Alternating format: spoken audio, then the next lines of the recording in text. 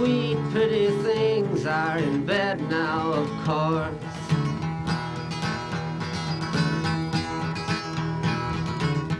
The city fathers, they are planning to endorse the reincarnation of Paul Revere's horse, but the town has no need to be nervous.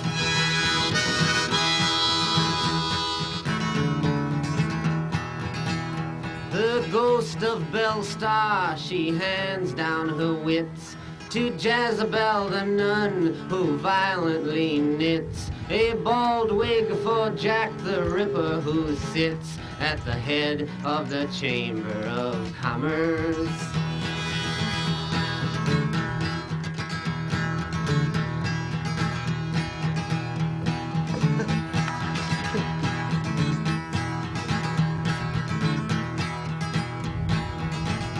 The screaming bride in the penny arcade, screaming she moans, I've just been made. Then send out for the doctor, who pulls down the shade and says my advice is to not let the boys in. Then the medicine man comes and he shuffles inside. He walks with a swagger and he says to the bride, stop all this weeping and swallow your pride. You will not die, it's not poison.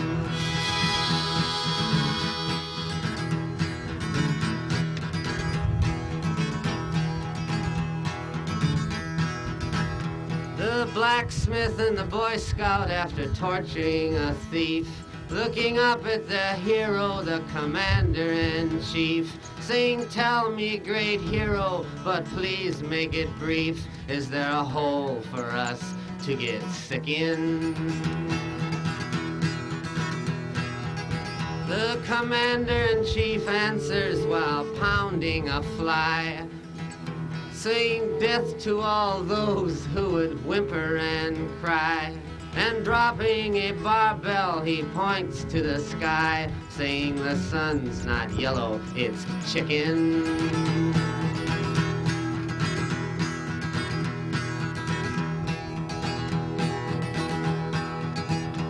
The king of the Philistines, his soldiers to save, puts jawbones on their tombstones, then flatters their graves, sends the Pied Pipers to prison and fattens the slaves, and sends them out to the jungle. While Gypsy Davy with a blowtorch, he burns out their camps. With his faithful slave Pedro behind him he tramps, with $1,000 collection of stamps, to win friends and to influence his uncle.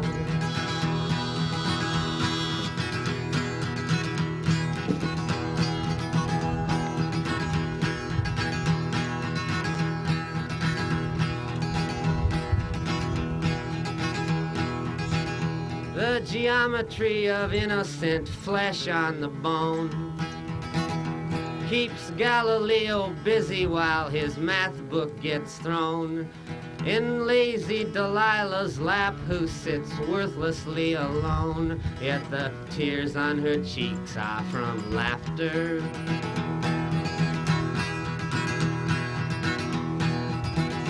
She wishes she could give Brother Bill his great thrill and set him in chains at the top of the hill, then send out for some pillars and Cecil B. DeMille. He could die happily ever after.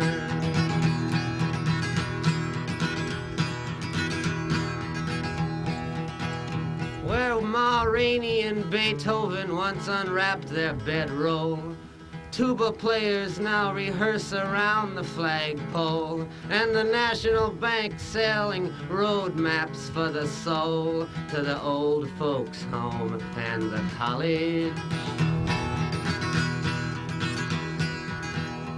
I wish I could write you a melody so plain that could hold you, dear lady, from going insane, that could ease you and calm you and cease the pain. of your pointless and useless knowledge.